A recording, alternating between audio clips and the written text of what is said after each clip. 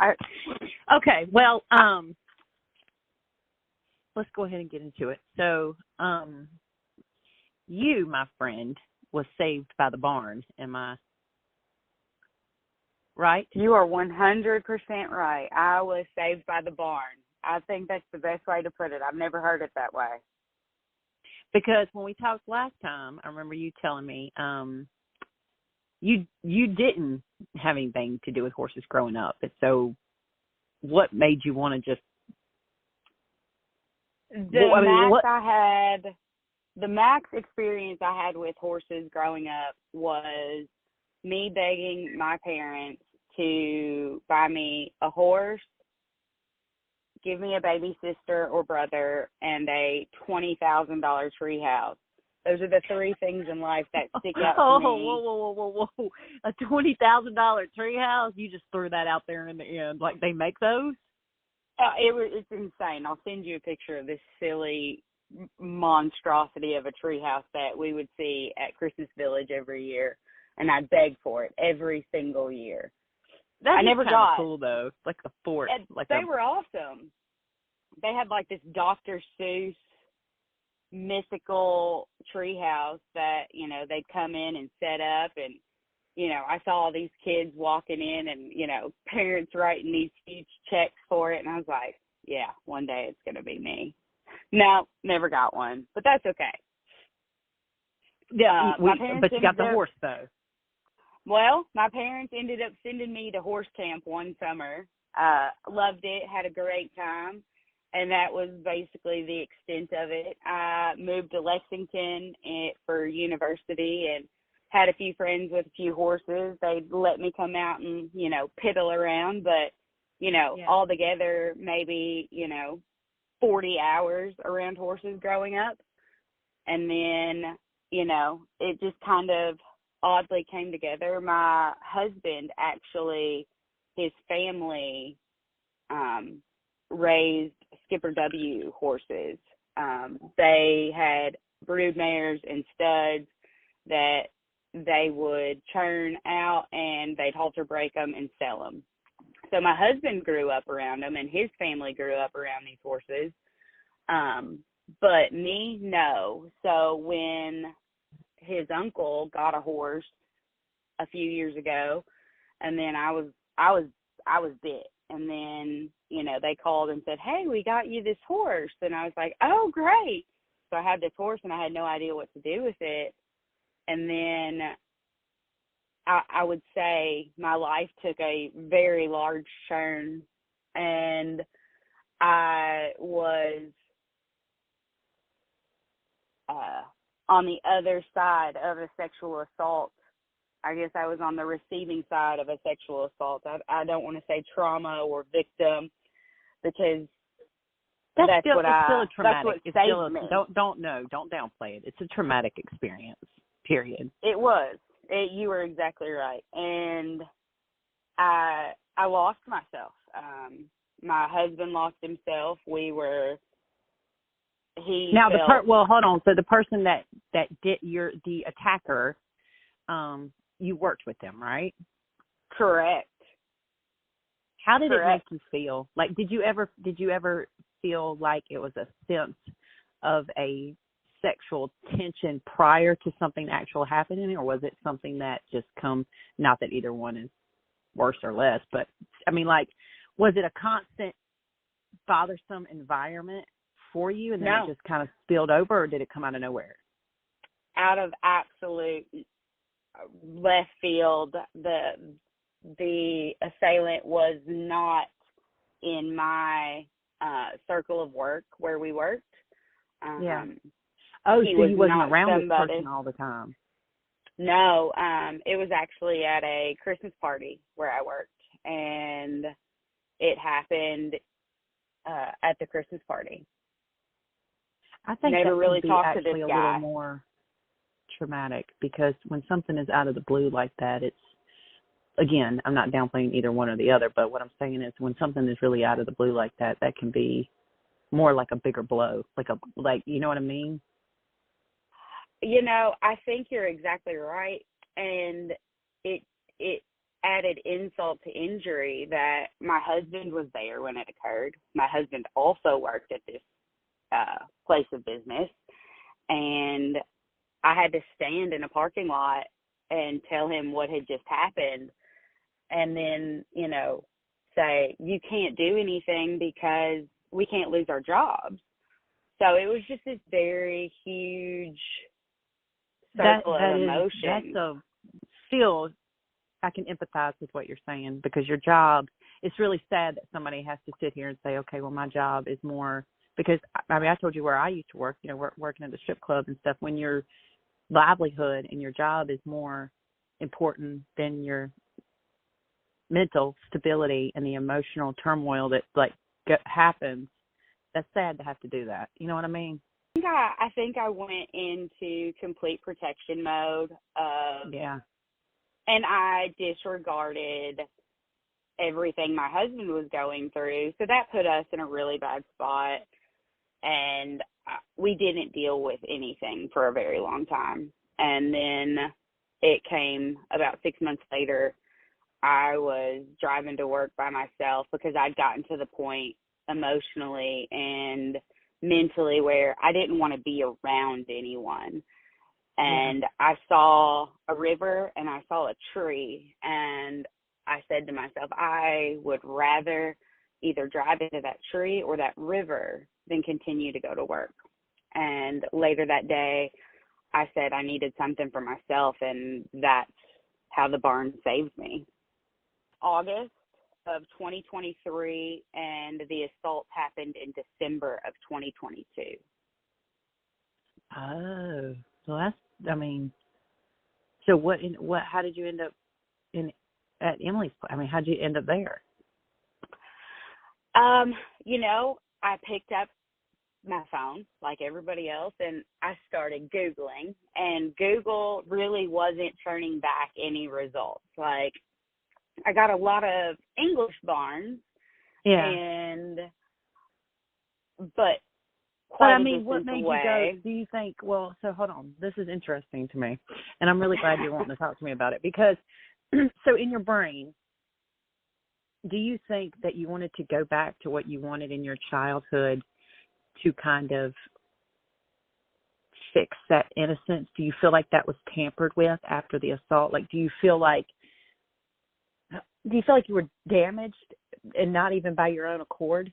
And so going back to something in your childhood where you were younger and not damaged, I guess. A combination of that and wanting to be very good at something, not just, putzing around in the backyard with a horse.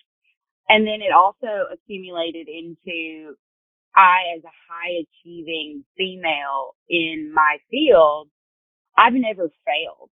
And I felt like a failure in my marriage, in my job, because I couldn't go to my job. So I needed to learn how to fail and continue to, in the sense, get back on that horse. So I knew never looked at it like that. That's an interesting perspective. It just kind of hit me one day, and I just reached out, and I needed to learn how to fail. I needed to learn how to not be perfect at something, but continue to go and learn and do. So you feel like the attack was a failure on your part? Or that the way I handled it afterwards, and I felt like a failure because I couldn't put it in a box and get rid of it. Like, it was just this box, but I kept it in my brain, and it just kept spilling over into every little bit of my life. I couldn't move past it. You're also I'm adding some depth to the conversation. Your career was mainly a male-based career too, because I remember talking earlier, you were mainly around a lot of men, and so you were upper management, which even makes you more vulnerable to an attack. Here's a woman in a man-based field of work or whatever. So that kind of adds a little bit to this. It's not like you were a girl in a girl environment and some random dude did it, This is your career. Correct. That, it makes a little difference what I'm trying to say. I just wanted to add that in there because that makes you are, yeah, exactly. 99% male dominated workforce where I'm at in automotive. It's a STEM field, and women are just starting to really emerge in STEM. They don't like that. Men don't, and I'm not a man hater at all, but when you have a girl and a man, I think that's their first go-to actually that's their first line of defense to protect themselves in their own field. Because, if it's mainly men, they feel threatened by a woman that's coming in and doing their job, probably doing it better, more efficient, and things of that nature. So that's the first thing that you hear men do. They want to take it into a sexual. They want to turn it into locker room talk immediately with you. They immediately want to see how uncomfortable they can make you, how far they can push you. Right. That's what I'm trying to say. You just said what I was trying to say. Sorry. No, you said it better than me. I get it. They want to make you as uncomfortable as possible and see if you'll fold and get rid of you. That's their defense to, and it's beyond disrespectful and disgusting, but but they enjoy it a lot of the time. There are a certain type of male who enjoy doing that, and that is what kind of has molded me previously. And I feel like through this journey of kind of unbreaking myself, breaking myself, and growing back up, I get to say, you know what? I'm not going to let all of those things that have happened to me previously jade me for who I'm going to be going forward. Right. Because and it's been fun. Well, that's what I was trying to say. You're a woman in a male-dominated field. It hurts. I think it hurts those types of women more when something like this happens because you're driven and you're ambitious, and it's like a cut to your intelligence and not necessarily, Do you see what I'm trying to say? No, yeah, I get it.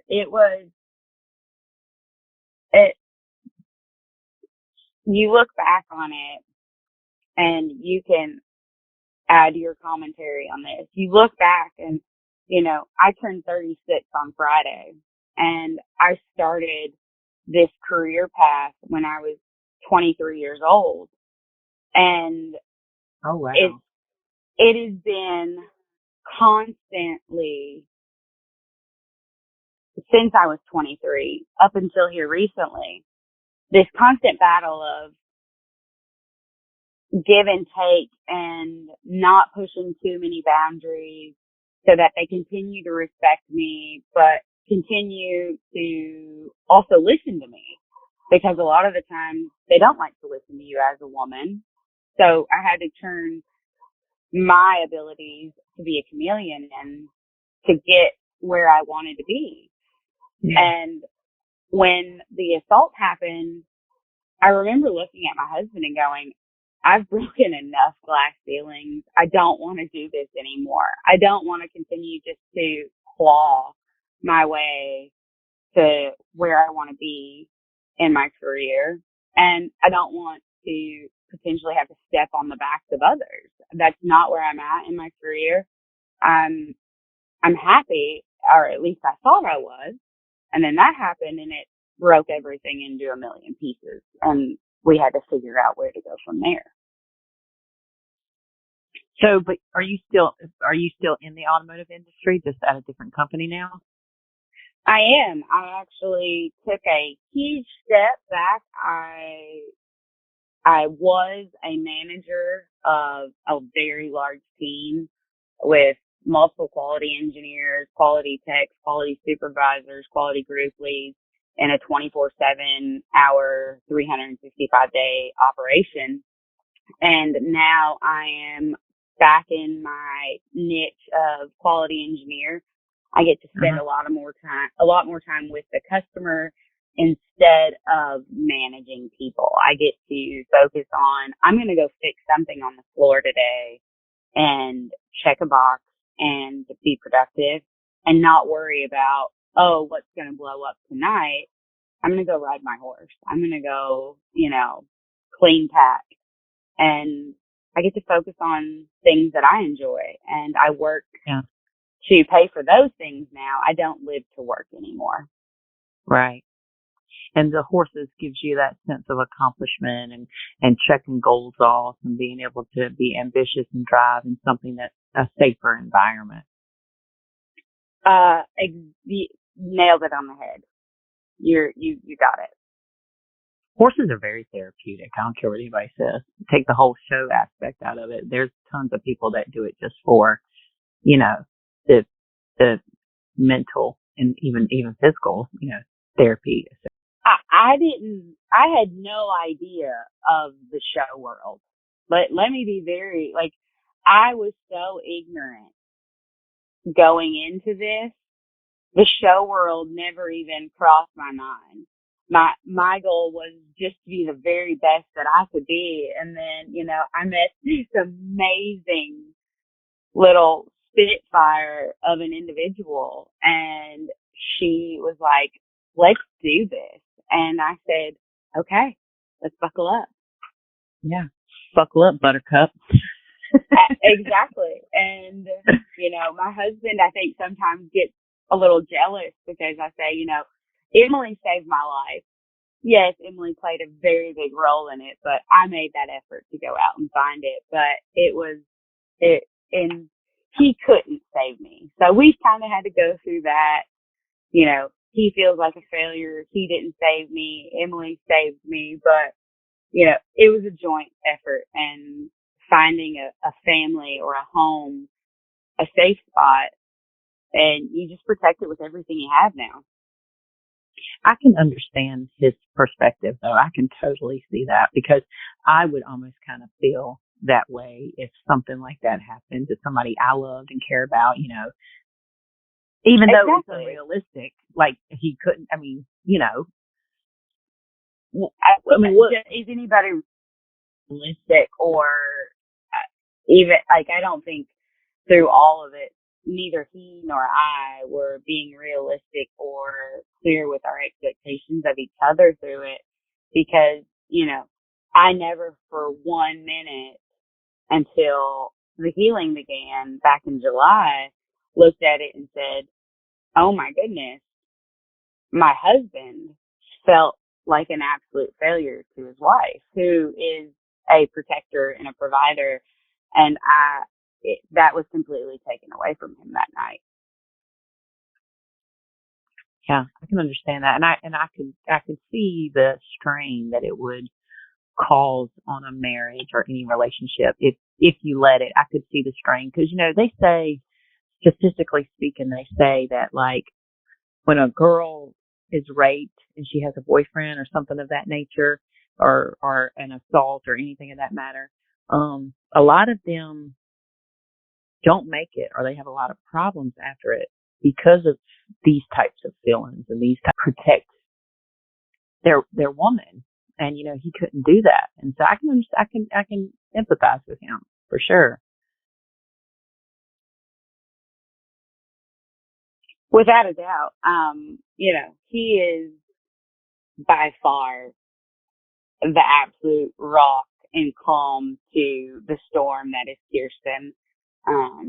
And he didn't know how to find that place again, but slowly but surely we're getting back there, and it's not easy. It's definitely trying, and some weeks are better than others, but he sacrifices so much for this little plot of heaven that we have, and he goes out and leaves every Monday to make sure that I can continue to just chase this now huge, awesome dream that has come from all of this.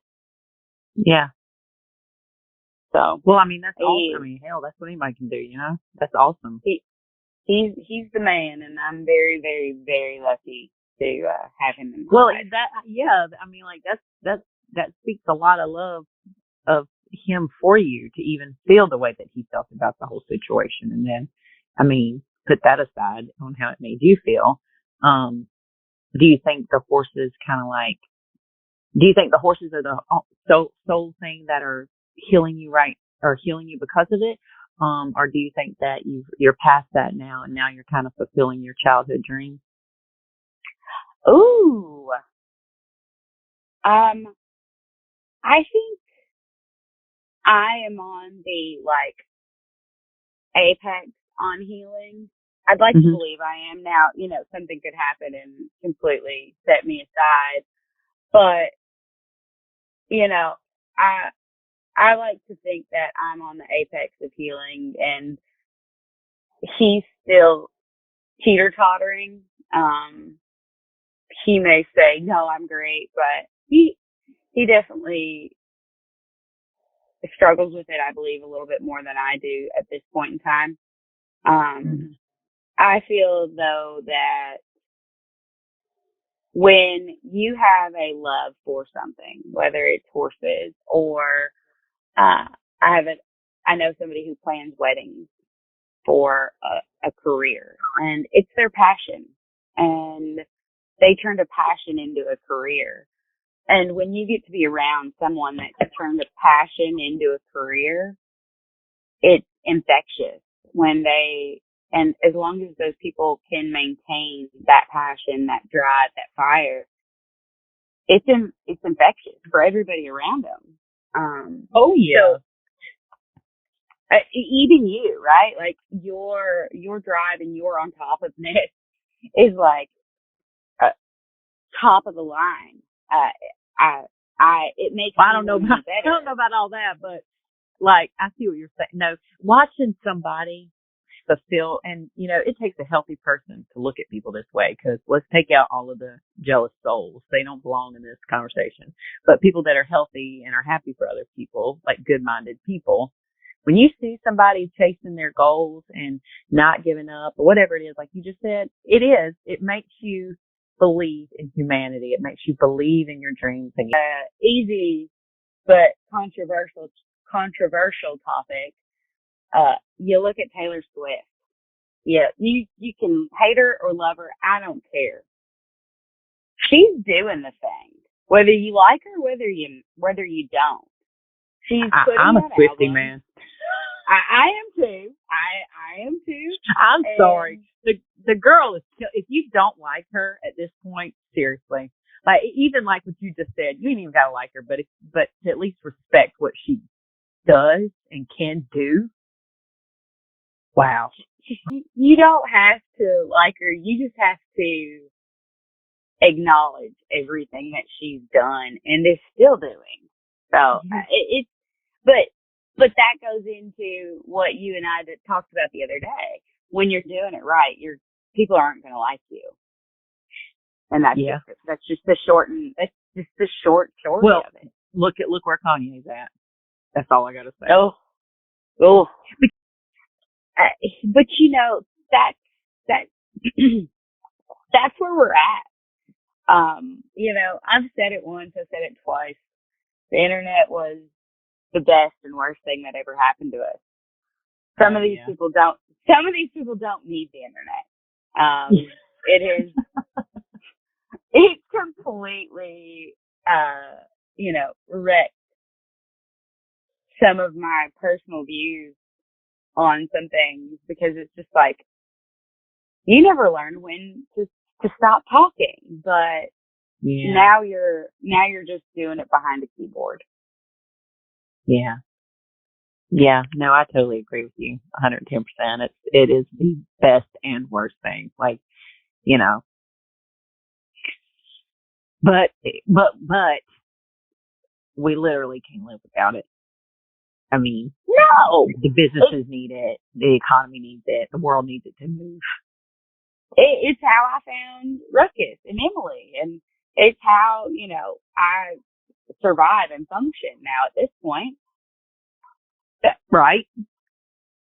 But now, okay, so now you just brought up Emily. Now, I love Emily, and that's how I met you, Emily, doing their merch and stuff or whatever. And that's kind of how I met you or whatever. So how long have you been? So did you buy a horse from them and you keep your horse there and all that kind of good jazz and you show with them and everything, or? So walked in, she's like, hey, okay, let's have a lesson. They started me out on Magic Man, and I started there, and about a month into it, she's like, yeah, we kind of need a move up horse. And she was like, this horse is for sale.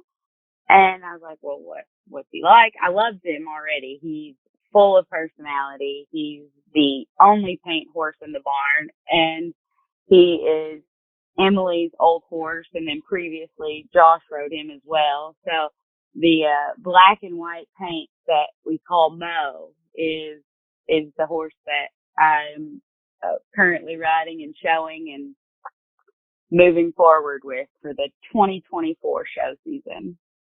Oh, okay, because I saw a video and I thought that was that horse, and I was like, but I didn't know. I wasn't sure. I was like, oh, okay. Yep, that is Mo. He's staying in the barn at Ruckus, and we're super excited. And Emily's, doing the thing down in Fort Worth this week with Josh, and super excited. Super, super excited for all of the things coming and watching her. So did you ever think when you were a child that you would end up at, how would you say you were, 35? And now I'll be 36 on Friday. No, you're good. When my husband and I got married, he actually said no horses because he was, a stall. He's the one buying treats growing up. He was a stall picker growing up. So he's like, no, I've picked all my stalls, no horses. It's done. Not happening. And now we've got, horses at Ruckus. We've got Mo at Ruckus. We've got my pasture pet that he'll be on our land forever. And then, moving on to getting babies now. So it's definitely crazy. And whoa, babies. We're breeding and we're going to do babies now? We've got one little baby at our barn at our house that is about 9 months old. Congratulations. And so we'll let Emily, getting ready with her horses, and once that baby's a little bit older, that baby will go to Ruckus too. Oh. And what did you do? What kind of horse do we got? You just do like a cow horse? Like that's another cow horse.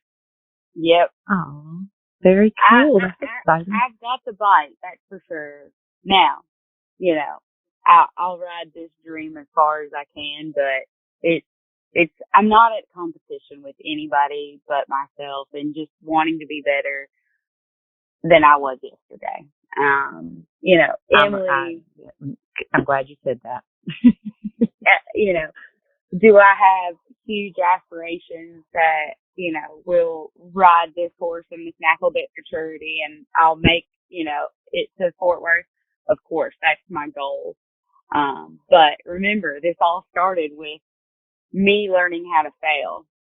So for me, verbally and putting those goals out there in the universe is really hard, because if I don't, that's failure to me. So this is me, like, the first time really verbalizing that, I've got this baby and I want to go to Fort Worth with this baby, and I want to do all of these things. So I guess we write it down and put it on a dream board, because I just put it out there. She's manifesting. Man, it's like I just got like a sudden heat in my face, because the idea of me doing that is so scary, because the self-doubt, right? Because I think everybody struggles with self-doubt. I struggled with it my entire life. And, when Emily brought this idea up to me and I took it back to my husband and I was like, she's crazy, right? And he's like, no, I don't think so. And I was like, okay, that's, that's, that's the plan. And he was like, yeah. And I was like, but what if I don't? And then I'm a failure again. He was like, that's what we're learning how to do. And I was like, all right. So that is kind of a struggle though, because if you're a driven, ambitious, individual, failing is hard. And it's not necessarily, I think people confuse it sometimes with they assume like it's a competition and you didn't win type fail, where it's actually a standard that very ambitious and driven and very like goal getting people, they actually just set it for themselves. And that's why horses have been perfect, right? I have a crappy day. I call my husband and I'm like, all right, I'm walking into the barn. I'm going to have a great ride. Ride may end with me standing in the corner watching Emily on my horse, having to, show me everything I'm doing wrong. And then I have to call my husband and say, well, it sucks today. And then I have to go home, think about it all night long, think about it all day the next day at work. And then I have to consciously get in my car, drive to that barn, and do it all over again.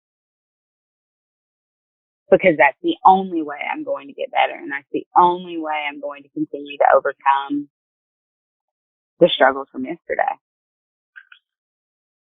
Yeah. And some days it sucks 2 days in a row. But then it eventually comes together and you're like, man, I'm winning. And you can feel good about yourself. And when you feel good about yourself, it just pours over. And I said to Emily one time, you should be proud of yourself for everything that, you're proud of me for. I said, because I couldn't have done any of this without you and Josh and Ruckus and the barn and all of the amazing people. And she was like, yeah, but you're the one who keeps getting back on. Yeah, she's right. Takes two, that's for sure. You have to be there for her to help you, and she has to be there to help you. So it's kind of a full circle. It is, because she's right. You have people that don't look at it in the aspect that you look at it. They don't want to get back on. And that's frustrating for people on the outside looking at them going, okay, you're just going to give up? You're just going to... Yeah, that is, I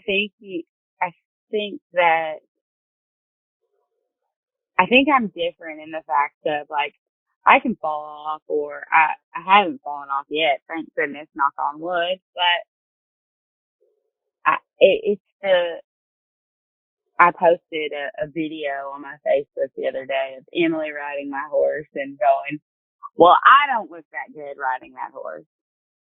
That's where I struggle, especially like what you were saying in a high achieving female. I want to be the best all the time. But then just reminding myself that I'm not going to be the best overnight, and I'm never going to be better than everybody. I just need to be better than I was. And I need to focus on that, which allows me to continue to stay super positive for the others around me at work or at the barn or with my kids, right? And, Emily and Josh talk about communication with your horse and asking and giving the same cues and being confident in your cues. I've taken that and I've applied it to so many different aspects of my life, not just with horses, but with the way I parent my kids and the way I manage my work and the way that I talk to my husband, right? The idea, the biggest misconception about communication is the idea that it ever occurred. My kids may think that, I may think that my kids understand what I'm asking them, but do they really? So it's given me so much outside looking in of, you know what, let me slow down. Let me drop down on my knee and talk to my kids. Let me give them a hug before they get frustrated or I get frustrated. And, I end up putting them in timeout when I was the one who needed the timeout.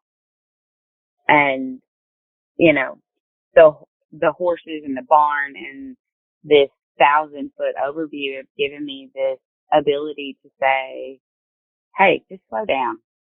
Just slow down. Yeah, because you can let, sometimes people pour out, sometimes their perceptions of things are not necessarily what it is, and they can pour out other emotions. Where somebody's had like if somebody's in customer service all day, so they have to be nice all day long, and then they get home and it's like they get anger bursts, or they get certain things that come out from the day that they couldn't let out during the day, and they'll kind of let it leak out when they talk to the kids or their spouse, or when they're doing whatever they're doing. It's hard to regulate that and pull that back in and go, okay, this emotion doesn't have anything to do with this situation. Where is this really coming from? Ooh, yes. You are, I've been told before, this is a non-emotional event, and that will ring true, especially at home, right? I'm very fortunate that I have a drive in between where I work and live and function. So it gives me that decompression time, either to get ready for work or get ready to come home and deal with 3 kiddos who want 4 different kinds of mac and cheese. It definitely helps. I love mac and cheese. Hey, you can't go wrong with it. You really can't. I love it. But it's also, I had this conversation, actually it's what I think you and I were talking about it when we were talking about men and handling men and stuff like that. Being able to turn off emotions when you make decisions, especially like in business or anything of that nature, will help you out further in life. Because a lot of people make decisions based off of an underlying emotion that either doesn't exist or it's self-perceived. And even just like with horses, I don't know if Emily told you this or if y'all think this or not, but horses can feel your emotions. So you could get on the same horse on a Monday, pissed off as hell and have the worst ride in the world. Get that same horse out on a Thursday and you done had a great day and you're happy as hell and you're going to have the best ride. I think that's how it always works. Normally when I go in with these super high, it's going to be a great day. I'm on the high from work. It was a great day at work. I got a lot of things accomplished. It's going to be just the same way when I walk into that barn and I get on my trusty steed. Nope. Knock you down, cut you at the knees, kill you with 1,000 toothpicks. You're dead. No. It's that it's that every day. And, I think that's, you said, you were talking about, perception, and it turns into this completely different conversation because you said one thing, but the other person heard something completely different. And, I've caught myself having conversations with others and they'll be like, well, da da da da. And I'm like, but I didn't say anything. I didn't say Johnny was an awful person. I said Johnny didn't do his required audit yesterday. That's a fact. Johnny being an awful person I don't know where you got that, but I just said Johnny didn't do his job. It's completely different, but it's people's mental space where they're at emotionally, mentally, physically, and they can turn what you say into something completely different. And if you're not careful on the other side of it, you'll feed into it, or exactly, you'll feed into it, and you'll engage in that. Or what I have a tendency to do is come back real snarky or passive aggressive and just throw it. I'm not engaging in it, but I'm shutting it down in a manner that's not going to be productive for the next 30 minutes. So I've had to be better in just saying, hey, I didn't say Johnny was an awful person. I think Johnny's a great guy. I'm sure he's a great guy, but he still didn't do his job yesterday. So let's get back to the facts and stop turning this into something that it's not. And then we can move forward and address the actual problem. Why didn't Johnny do his job? Oh, well, the shift before didn't, clean up after themselves, so he was having to take out all the trash. Oh, well, why didn't they get all of their work done? And then you just start five whying it and driving back, and you find out, wait, the person who I was talking to is Johnny's direct supervisor, and they felt very emotionally attacked because, they have a stronger attachment to Johnny. And it goes completely sideways because they became emotionally invested in a conversation that was literally just, hey, Johnny didn't do his audit yesterday. It can go, it went 900 different directions. And, go back, look at your root cause, look at your actual problem statement, and then start picking away at that instead of turning it into something we're not. And then we're, fighting and mad, and you've got people coming at you sideways, and you're like, whoa, what did I do? It's the emotional. If you take the emotion out of it, I've said this so many times, if you take the emotion out of it, 99.9% of the time, the decisions and the logic will just you wouldn't have near as many arguments and falling outs and things like that, because people do come at you or perceive you with an emotion, an emotional state that kind of already exists. It's kind of like trying to talk to somebody that just already hates you. You're not going to get anywhere compared to talking to somebody that likes you.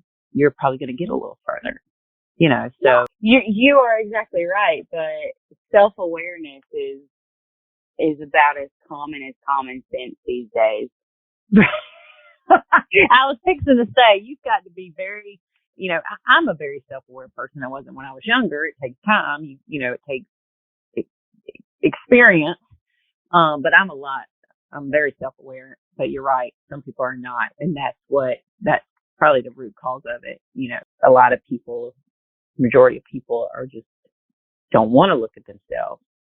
And so here comes these emotions that don't exist. And then here comes the inability to communicate.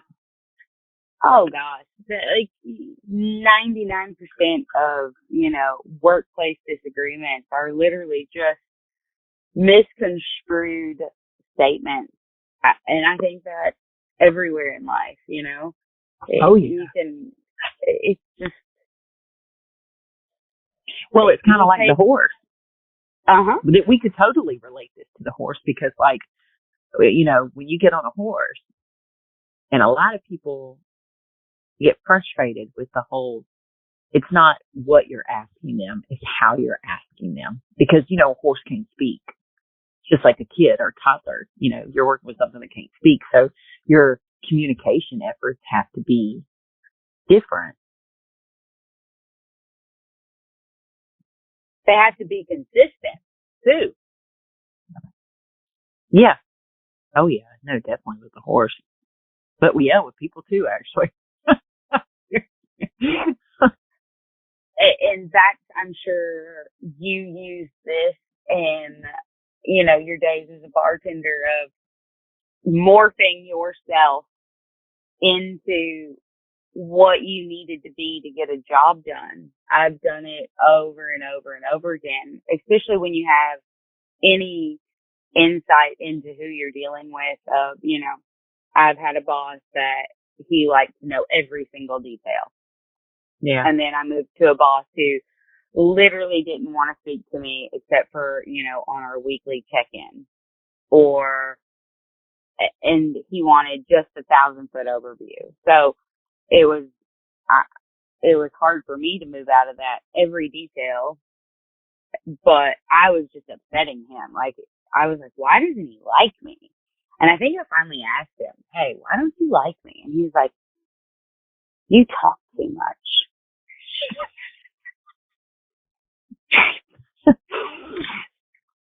It's you're right. Like, people are so different because, like what you just said, you have one boss, he wants to know every single detail, every little thing, and then you turn around and go to somebody else and he don't give a shit. He just wants it.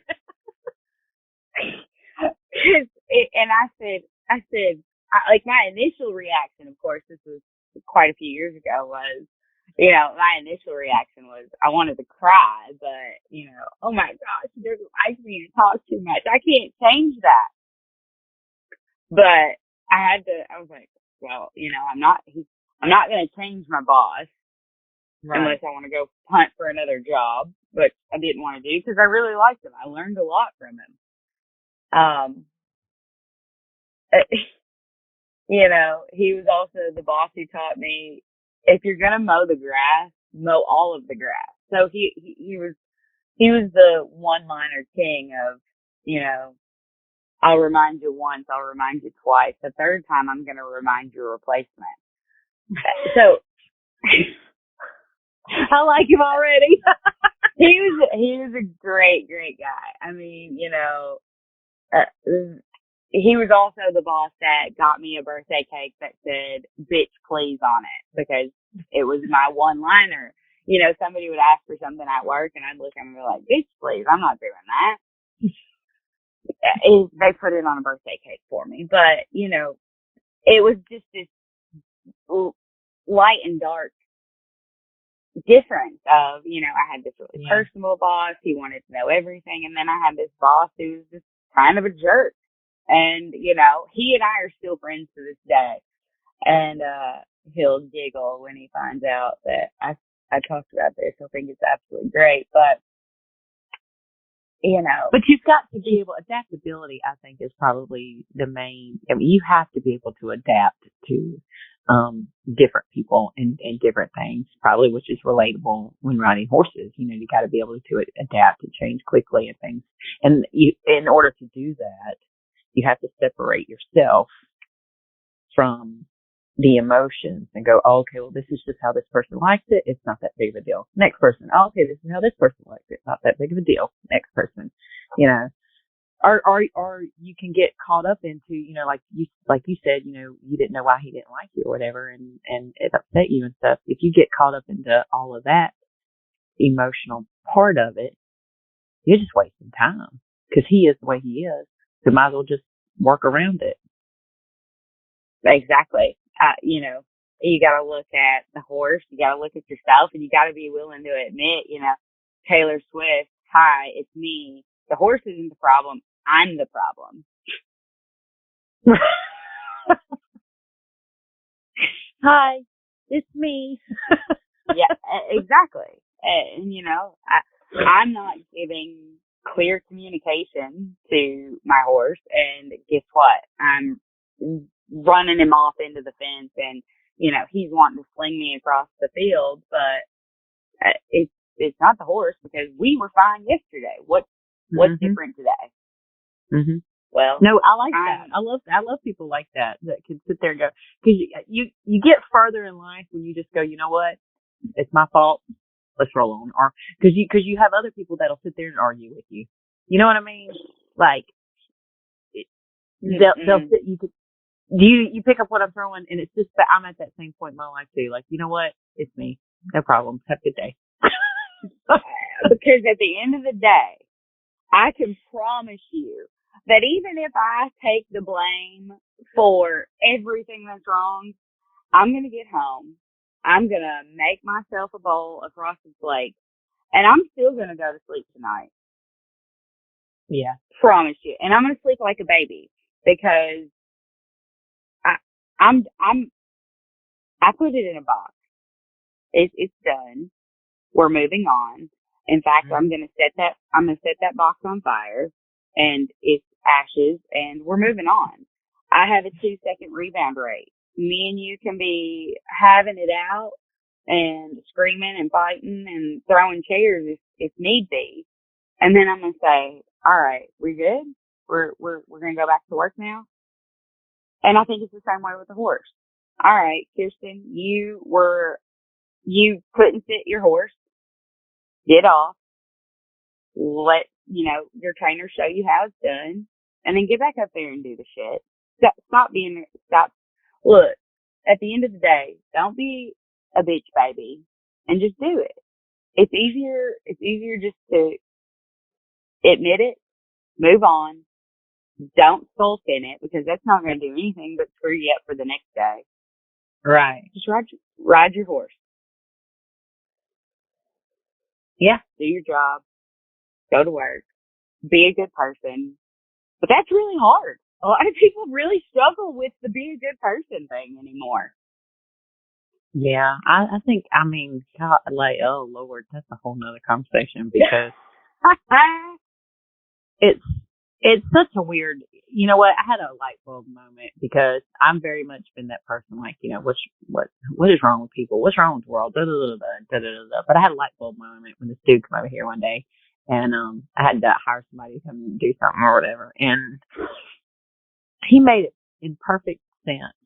He was like, I don't know you. And I was like, well, I don't know you, I'm learning to kind of separate myself from that and go, okay, this person doesn't know you, Bree. So that makes a big difference. You know what I mean? What is that saying?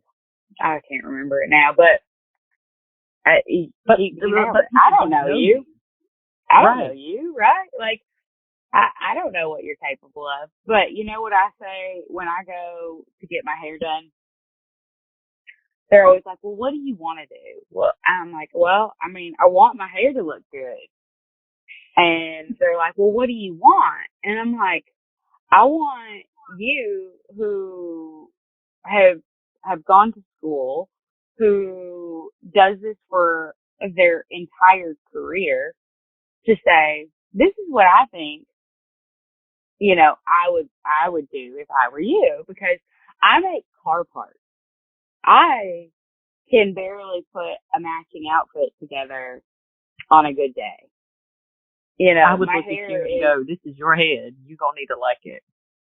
And, if you tell me, oh, I want to do, platinum blonde, I'm going to say, yeah, I'm not ready to, burn my hair up. What's your second idea? Oh, you're one of those people? I am. Like, I'm one of those, here, let me just go sit in the chair. And I'm also one of those people that if I don't like it, we can just do brown right on top of it because it's just hair to me. It will grow back, or, we'll cut it and we'll do extensions. I've gotten to a point in my life where if I don't like something, I'm going to do something different or keep it moving, because if I get hung up on the small stuff, I'll never get to do all the really cool big stuff. Yeah. So you just don't want to make the decision, and you're not one of the, because I've had people that come at me and they're like, okay, well, what do you think about this? And I'll tell them and they'll go, no. And I'll go, okay, well, what do you think about this? And they'll go, no. And I'll be like 4 or 5 ideas later, finally, I'm like, I'm not telling you any more ideas. You need to figure out what you want. Like, Look, for me, I'm the person that I either know exactly what I want, or I am the person that will, like, when we were building our barn at our house, my husband was like, well, what about this, and this, and this, and this? And I'm like, I'm going to need a can of spray paint and I'm going to need to draw it on the ground and see it and feel it and walk it. And then I can make a decision. But like when it comes to hair or something along those lines, I'm a really easy You don't really person care to please. that much about it. Yeah, I just don't want my like patch of skunk gray coming through. As long as we don't have that, like I'm good. You know, like I'm not an artsy, crafty. You know, I can't put colors together. Like some of the stuff you turn out, I look at and I'm like, I'm so jealous that she can do that because it looks freaking awesome, and I would never do that. You know, I couldn't do that. So I'm very comfortable in saying, you know, I don't know how to be cool like that. I'm not the person that is going to. But you are cool. I'm cool in my own right. Like I'm that person that when something goes down, I'm the everything friend. If you need, you know, to hit up a burger joint at 2 a.m. and you call me, I'm gonna be like, all right, let me throw some water on my face and I'll be there. I'm the person, you know. I'm the person that you can call and be like, hey, my car won't start. And I can run you through everything to check before, you know, we call AAA. I can do a lot of those things, but I love AAA, by the way. I've never really been able to apply how cool I am out into this world outside of work until I made it to the barn. Like I'll talk about stuff at, you know, the barn about, you know, that was also your saving grace, huh?